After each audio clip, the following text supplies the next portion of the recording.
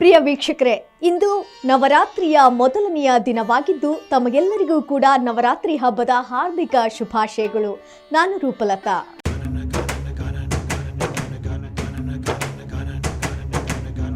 ನವರಾತ್ರಿ ಎಂಬುದು 2 ಪದದಿಂದ ಕೂಡಿದ್ದು. ನವ ಎಂದರೆ 9 ಮತ್ತು ರಾತ್ರಿಗಳು. ಹೀಗೆ 2 ಪದಗಳಿಂದ ಸೇರಿದ 9 ದಿನಗಳ ಹಬ್ಬದ ಆಚರಣೆಯೇ ನವರಾತ್ರಿ. 9 ದಿನಗಳ ಈ ಹಬ್ಬವು ಕೆಟ್ಟದ್ದರ ಮೇಲೆ ಒಳ್ಳೆಯತನದ ವಿಜಯವನ್ನು ಅಂಗೀಕರಿಸುತ್ತದೆ. ಅಧರ್ಮದ ಮೇಲೆ ಧರ್ಮವನ್ನ ಪುನಃಸ್ಥಾಪಿಸುತ್ತದೆ. ನಕಾರಾತ್ಮಕತೆಗಳನ್ನು ಶುದ್ಧೀಕರಿಸುತ್ತದೆ ಮತ್ತು ಸಕಾರಾತ್ಮಕತೆ ಮತ್ತು ಪವಿತ್ರತೆಯನ್ನ ಬೆಳೆಸುತ್ತದೆ. ನವರಾತ್ರಿ ದಿನಗಳಲ್ಲಿ ಸ್ತ್ರೀ ವಿಶ್ವಶಕ್ತಿಯಾದಂಥ ಮಾತೆ ದುರ್ಗೆಯನ್ನ 9 ರೂಪಗಳಲ್ಲಿ ಪೂಜಿಸಲಾಗುತ್ತದೆ ಹಾಗೂ ಆಹ್ವಾನಿಸಲಾಗುತ್ತದೆ. ಮಾತೆ ದುರ್ಗೆಯಿಂದ ವ್ಯಕ್ತವಾಗುವಂಥ ಎಲ್ಲ ರೂಪಗಳು ಶಕ್ತಿ, ಶೌರ್ಯ, ಜ್ಞಾನ, ಸೌಂದರ್ಯ, ಅನುಗ್ರಹ ಮತ್ತು ಮಂಗಳವನ್ನು ಸೂಚಿಸುತ್ತವೆ. ಇಂದು ನವರಾತ್ರಿಯ ಮೊದಲ ದಿನವಾಗಿದ್ದು ಈ ದಿನದ ವಿಶೇಷತೆ ಏನು, ಇಂದಿನ ದೇವಿಯ ಅವತಾರ ಯಾವುದು ಎಂಬುದನ್ನು ತಿಳಿದುಕೊಳ್ಳೋಣ ಬನ್ನಿ. ನವರಾತ್ರಿಯ ಮೊದಲ ದಿನವನ್ನ ಶೈಲಪುತ್ರಿ ದೇವಿಗೆ ಸಮರ್ಪಿಸಲಾಗಿದೆ.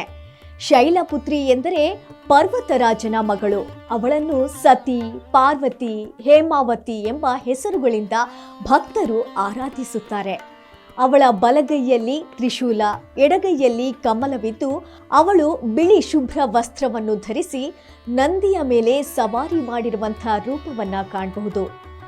ದೇವಿ ಶೈಲಪುತ್ರಿಯು ಬ್ರಹ್ಮ, ವಿಷ್ಣು ಮತ್ತು ಮಹೇಶ್ವರರ ಶಕ್ತಿಯ ಸಮಗ್ರ ರೂಪ.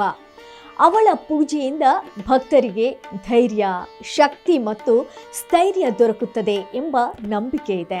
ನವರಾತ್ರಿ ಎಂದರೆ ಕೇವಲ ಹಬ್ಬವಲ್ಲ, ಅದು ಜೀವನ ಪಾಠ. ಪ್ರತಿದಿನದ ದೇವಿಯ ಅವತಾರವು ನಮಗೆ ಒಂದು ಸಂದೇಶವನ್ನ ನೀಡುತ್ತೆ. ಉದಾಹರಣೆಗೆ, ಶೈಲಪುತ್ರಿ ದೇವಿ ನಮಗೆ ಧೈರ್ಯವನ್ನ ಕಲಿಸ್ತಾಳೆ. ಹಾಗೆ 9 ದಿನಗಳ ದೇವಿಯ ಒಂದೊಂದು ಅವತಾರಗಳು ನಮಗೆ ಒಂದು ಸಂದೇಶವನ್ನ ನೀಡುತ್ತೆ.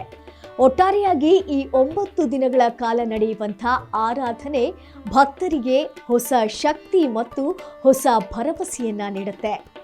ನವರಾತ್ರಿ ಹಬ್ಬವು ನಮ್ಮ ಬದುಕಿನ ಒಂದು ಆಧ್ಯಾತ್ಮಿಕ ಪ್ರಯಾಣ. ಇದು ದುಷ್ಟತನವನ್ನ ತೊಡೆದು ಹಾಕಿ ಒಳ್ಳೆಯತನವನ್ನ ಬೆಳಗಿಸುವಂಥ ಹಬ್ಬ. ಪ್ರತಿಯೊಬ್ಬರ ಮನಸ್ಸಿನಲ್ಲಿ ಶಕ್ತಿ, ಶ್ರದ್ಧೆ, ಭಕ್ತಿ, ಸೌಂದರ್ಯ ಮತ್ತು ಜ್ಞಾನ ತುಂಬುವ ಹಬ್ಬವಾಗಿದ್ದು, ನವರಾತ್ರಿ ನಮಗೆ ಕೇವಲ ಧಾರ್ಮಿಕ ಶಕ್ತಿ ನೀಡೋದಲ್ಲ, ಅದು ಜೀವನವನ್ನ ಹೇಗೆ ಉತ್ತಮಗೊಳಿಸಬೇಕು ಎಂಬುದನ್ನು ಕೂಡ ಕಲಿಸುತ್ತೆ. ಹೀಗಾಗಿ ಈ 9 ದಿನಗಳ ನವರಾತ್ರಿಯನ್ನು ನಾವು ಸಂತೋಷದಿಂದ ಆಚರಿಸೋಣ. ದೇವಿಯ ಆಶೀರ್ವಾದವನ್ನ ಪಡೆದು ಜೀವನದಲ್ಲಿ ಶಾಂತಿ, ಸಮೃದ್ಧಿ ಮತ್ತು ಸಕಾರಾತ್ಮಕತೆಯನ್ನ ತರೋಣ.